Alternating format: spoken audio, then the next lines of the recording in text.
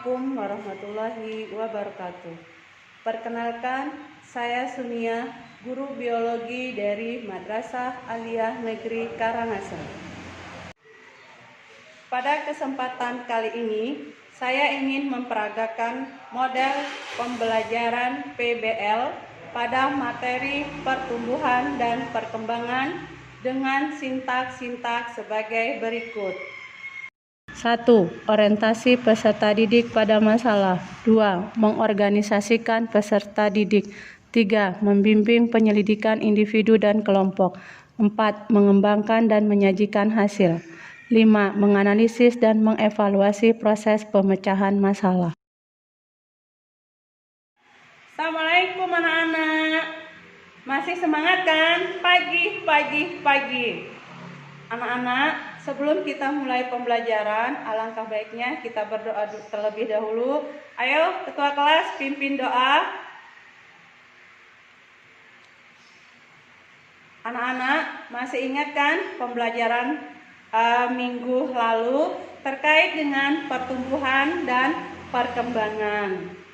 Ada yang bisa bantu Ibu untuk menjelaskan apa pengertian pertumbuhan dan perkembangan? Karena kalian sudah tahu pengertian pertumbuhan dan perkembangan, Ibu akan melanjutkan materi selanjutnya.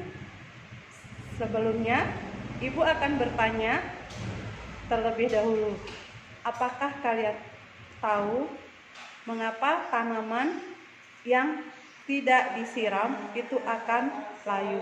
Apa fungsi air? Ya, benar sekali. Jadi, tanaman akan layu apabila tidak disiram dengan air.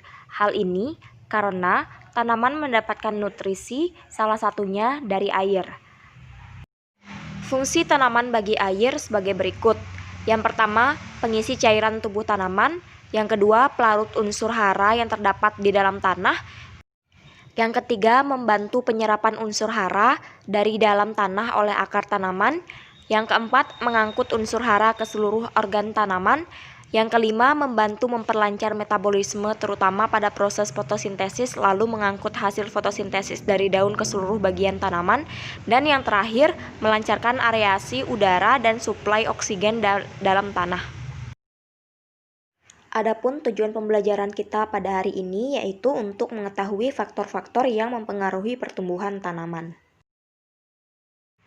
Oke anak-anak, Ibu akan mengajukan sebuah permasalahan.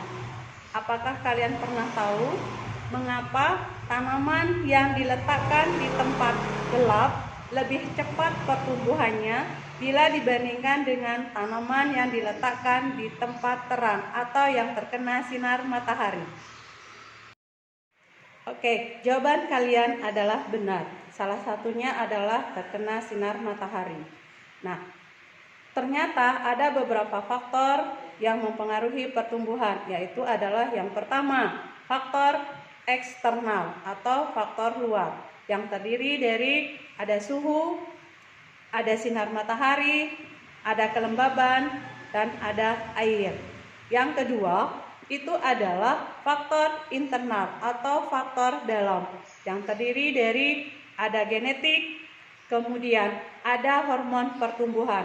Salah satunya adalah hormon auksin. Sehingga pada pertumbuhan yang diletakkan di tempat gelap itu adalah lebih banyak hormon auksin.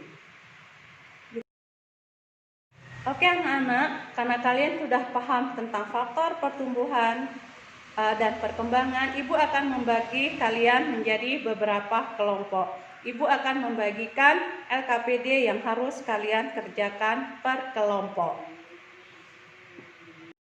Oke anak-anak, silakan kalian duduk sesuai dengan kelompoknya. Kemudian kalian mendiskusikan LKPD yang sudah Ibu berikan.